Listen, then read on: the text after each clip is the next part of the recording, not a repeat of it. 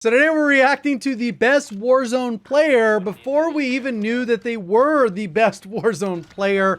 And I think it's very arguable. There's probably about 4 or 5 players that you can rank as the best player, just depending on what you favor. In today's video, we're going to be focusing on Biffle. And if you guys are unfamiliar with what this gameplay is, this is before he really started streaming all that much. He had almost no viewership, but he dropped 54 kills on a PS4. And that's why it kind of looks a little bit like this. We're not starting from 0 kills, because if you've ever played on a PS4, you'll know that if you get a good gameplay, you hit the little PlayStation button and then it'll record the previous 15 minutes. Basically, he set the record in this match. If you're a fan of Verdansk, you want a little bit of nostalgia, definitely stick around. But we'll talk about what makes Biffle unique, because in case you guys didn't know this, on console, Biffle had a 6 KD. That's correct. Here's a little bit of a screenshot of his scoreboard. And maybe, hey, you know what? This is an easy lobby, whatever.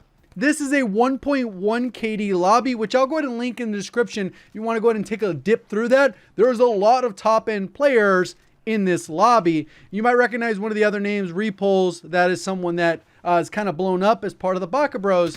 But here's kind of a little bit of gameplay on a console with limited FOV and all those different things. So right here you can see he's pushing this building. We don't have any comms because it is a PlayStation 4 recording, but I would imagine he's saying, I'm going to, you know, call in the UAV, and the pole's all the way on the other end, calls in the UAV, and then he's able to push these. You see somebody here on the mini map. We can see the down arrow, peeks that guy, sees the other guy jump down, and then the other one pushes and he goes on there. One of the things that a lot of people don't realize is when you have your sensitivity dialed in, you can actually control recoil even on a lower FOV, which I've proven and demonstrated on console and on PC with different varying FOVs. It really comes down to understanding your sense, what the recoil pattern wants to do, and how to stop it from doing that. Obviously, we're not 100% perfect, but we do our best, and you can limit recoil. It doesn't take a lot of shots in this game. The TTK is pretty fast. So he's coming through, doing all the slide canceling stuff. And what's amazing is that he had a 6 KD going in all the way until he got his PC. After he got a PC, his KD kind of dropped a little bit because he had like a terrible starter PC that had like 40 frames or something like that. And then once he started getting into tournaments, getting picked up, they were able to start getting into wagers and stuff like that. And you take the game a little bit more seriously, other than just kind of playing casually with very little viewers and very little subs monetarily. So he's going to be able to come over here. You can see he's going to come over here third party. And what you'll see is he's using a lower zoom optic. I know the meta back then, if you were on PC, was high FOV, affected FOV, so that you don't zoom in quite as much, and to use a 3x. Clearly he's using a reflex because on console, the zoom is not nearly as much, or it's already zoomed in, so you don't need nearly as much zoom. And this is kind of just being ahead of the curve. I know True Game Data did a full breakdown of this particular mechanic and which optics you should be using if you're on console to make up for that difference. So it looks relatively close to what somebody's does on 120 FOV. So there's a lot of things that it was super ahead of the curve to use a reflex, or even maybe a hollow sight instead of the 3x if you were on console, to make up that difference. And this was like way early on. Since this video is from May, it's like 2 months after Warzone dropped. And this at the time was the world record with over 50 kills. And you can see he's kind of like hanging out with Create. And then Repulse is kind of doing his own thing on the edge. Maybe playing his live. He's like, dude, I got 30. Could you stay alive and pop UAVs? We'll never know the comms from now. But that's likely what I would imagine is the case. You can see Create is dropping some cash there to get some UAVs. And they're just pushing out, trying to get to the hot spots. A lot of times with this particular movement, you would see the same thing even in Caldera. You're going to go ahead and push towards in the zone, towards those hot spots, get those kills, and then you'll go ahead and focus on the other ones as they rotate. Either way, Repulse is already dealing with those people as they're rotating in. So if he doesn't manage to get those kills, those will still be kills that he can rack up. And this is like one of the things I like to point out, just because there's so many people with the defeatist mentality, especially when you're on console. I have clips. I can get clips of when, you know, these top players were playing and there's graphical issues. And those are inevitable. Those suck. The console, just as a platform, just will never be able to compete in terms of consistency for Warzone. I think there's plenty of other games that are optimized a little bit better for console. But in general, graphical bugs and stuff like that, it's just stuff you got to deal with. Will it restrict you to lock you to being a 1 KD player? No. Clearly, he's a 6 KD player, rocking in these lobbies and making it happen. You can see the recoil looks good. But a lot of that has to do with that optic choice. You can see that repulse went down. So inevitably, those people will shift over as the 1 minute goes down. And then we'll have that zone come through. So we got there. We got 2 over on the left. And then those people are rotating over with the Bertha on the right. They got the kill over there on repulse. This is kind of where it gets a little bit sketch because Create needs to get to a buy station. And you can kind of see where he shoots this guy. It gets live pinged. And then he goes to rotate around the edge to get a nice positioning.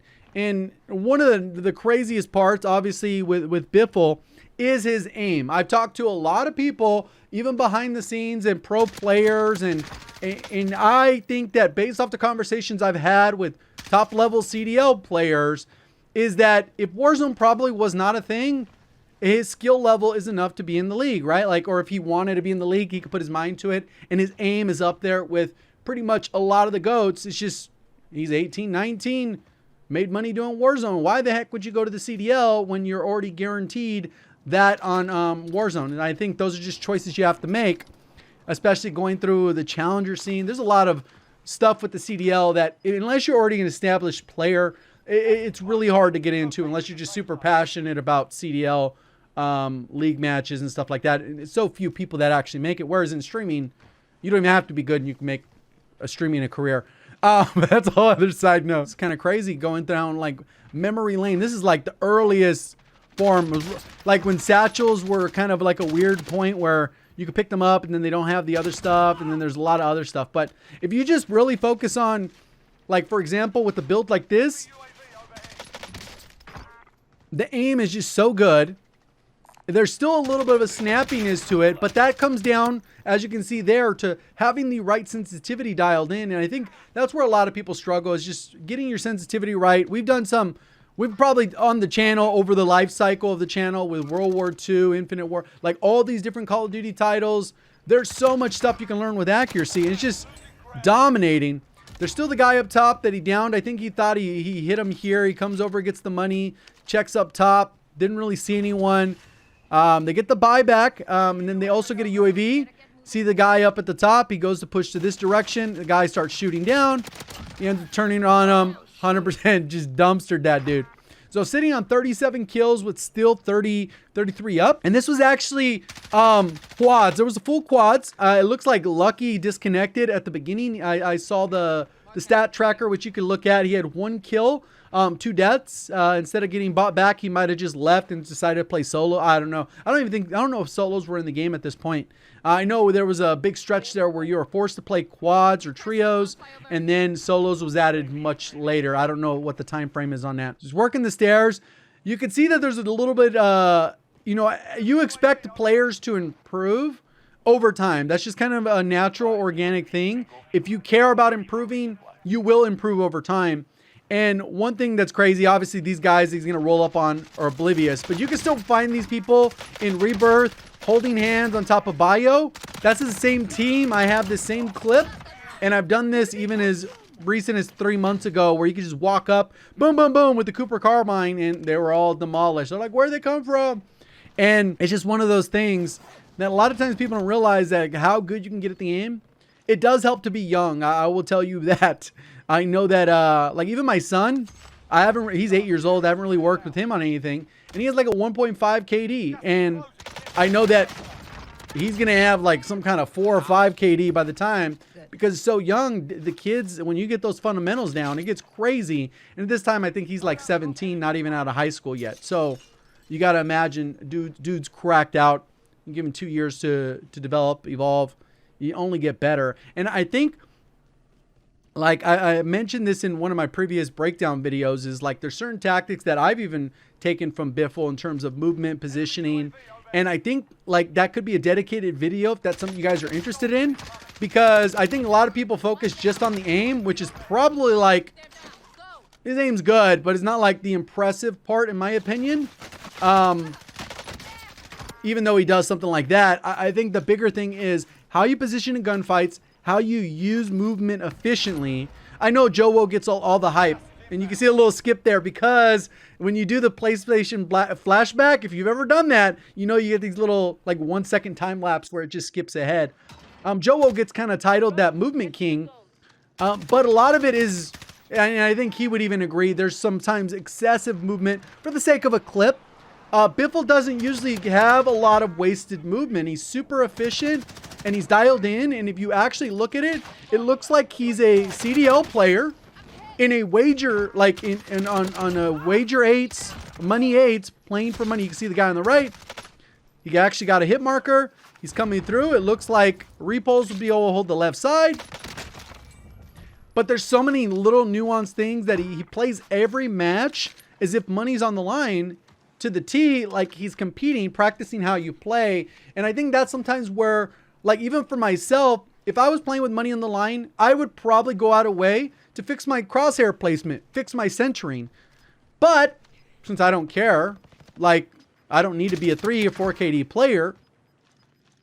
You know, being a 2 KD player is still in the 1% of players. But like if you really wanted to push it, you would min-max every area of how you play, whether it's your movement, your aiming, your overall recoil control, your positioning, your center. There's so many. How do you snake? He's going to be able to get a lot of these dudes. He actually gets beamed here. Instead of plating, the ego chows it, gets him down. His teammates are coming in. They're like, hey, don't let me die. You know what I mean? Probably the comms at this point. So he comes through. Gets the res while they're providing cover. And they're really in a bad spot here. But he's going to be able to get backed off, get some plates in, and then be able to get this 1v1 or 1 team versus 1 team on the side. So he beams those, use the rocks as cover. Gets downed again. Okay, I've got you. Repulse puts a little bit of fire there. Those guys are third partying. Create is able to give some call outs. The guy's using a G36. See what the heck is going on? And this is where the Holger, right? So he has to peek. Ends up winning the one-on-one that he needed to. Gets another one down. Thirst. Gets the other ones. Use the last bullets there. And now you still have another team. But that should have scared them off enough. He doesn't have any plates left. So Repulse gets up. He's going to have to loot something here. And this is, again, on console. I think, obviously, there's going to be tons of improvement from this when we look at a future video of, like, the gameplay now. But this was the world record at the time that this gameplay was dropped. And not the world record for console. It was, like, the world record across everything. And I think if you're honest about your skill level, I know that I'll never be a 6KD player. If I truly got good and optimized, I'm 34 years old, I could probably get like a 3.5. Maybe a 4 if I like really want to grind the game 8 hours a day. Reaction time wise, I can never be a 6. You know what I mean? It's just how it goes. I wish I could be 15, 16 again and play COD and have reaction time like a demon. But that's just so his life. So now he's being able to check where these guys are. He's going to basically hopefully close it out. This guy's on the heady behind the rock. He backs off to get plated. And this is a terrible zone, by the way. Like, this couldn't have been worse for where they're at. They do have the low ground, but these guys decided to push. I guess they get confident with this riot shield, which could have had some stuns. Maybe they had restock stuns. He's out of ammo, only has 14 bullets left. And then on the side, Repulse doesn't want to help because he doesn't want to take his kills. He could potentially thirst it, gets a C4, and that is the game. And you'll see kind of it closes out. He checks the scoreboard. And there it was. If you liked it, hit the like button. Appreciate all the support. Thank you for watching. As always, have a great day.